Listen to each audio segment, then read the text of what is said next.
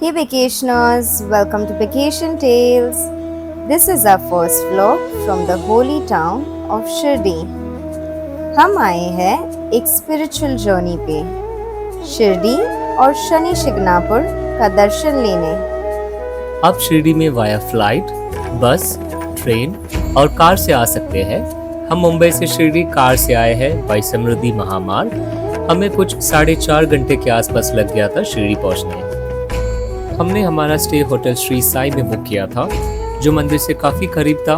Check in process भी काफ़ी smooth रहा। स्टाफ ने अच्छे से वेलकम किया और तुरंत ही हमें रूम्स अलॉट कर दिया।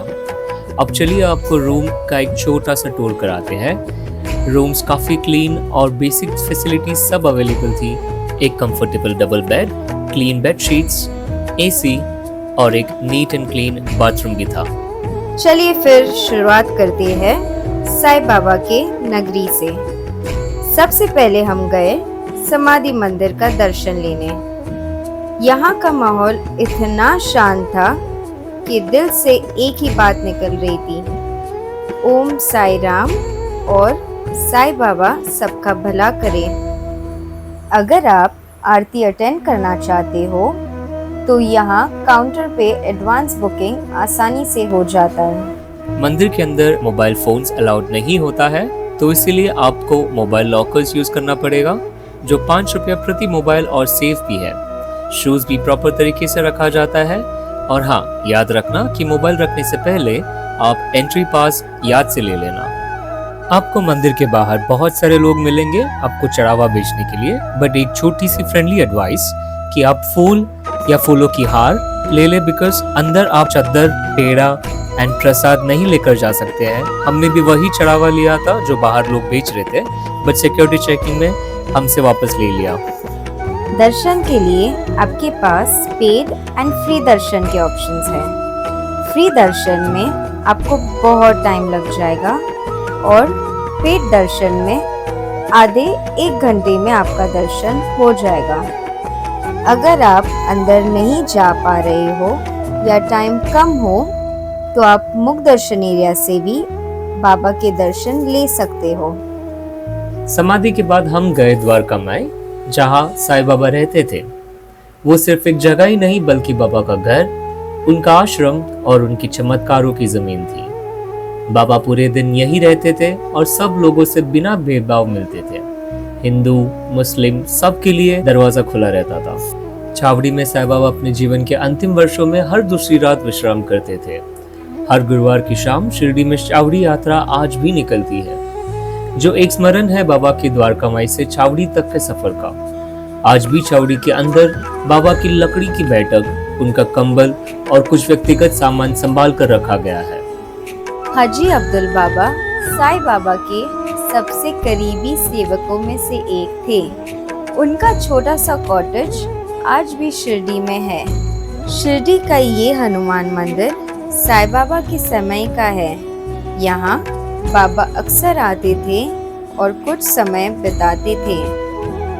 जो भी यहाँ आता है एक अलग ही शांति और एनर्जी महसूस करता है। शाम के टाइम यहाँ डिवोशनल म्यूजिक और फोक डांस भी होता है और दिन में आप यहाँ आराम भी कर सकते हैं। और हाँ, दर्शन के बाद लड्डू काउंटर से लड्डू लेना नहीं भूलना। लड्डू काउंटर मंदिर कॉम्प्लेक्स के अंदर ही होता है, दर्शन के एग्जिट गेट के पास।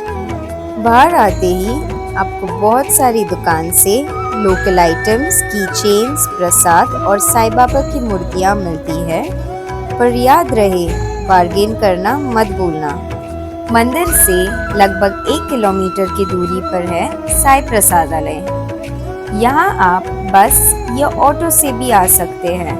यहाँ का खाना बहुत ही सात्विक, सिंपल और टेस्टी था।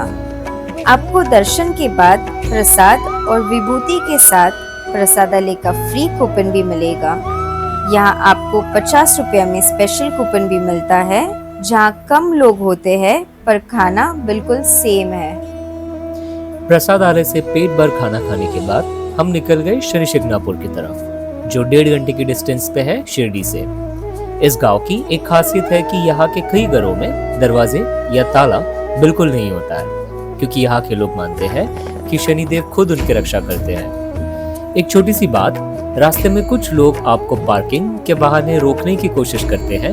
हमारी सलाह ये है कि आप ऑफिशियल ट्रस्ट एरिया तक पहुंचे, फिर वहां का पार्किंग या पूजा सामान यूज करें। ये बात किसी की भावनाओं को ठेस पहुंचाने की नहीं है, बट सिर्फ एक हॉनेस्ट एक्सपीरियंस शेयर कर रहे हैं। अंदर जाने से पहले हमें एक बड़ा त्रिशूल दिखा, जहां हमने काला कपड़ा बांधा और एक पत्तों का हार चढ़ाया।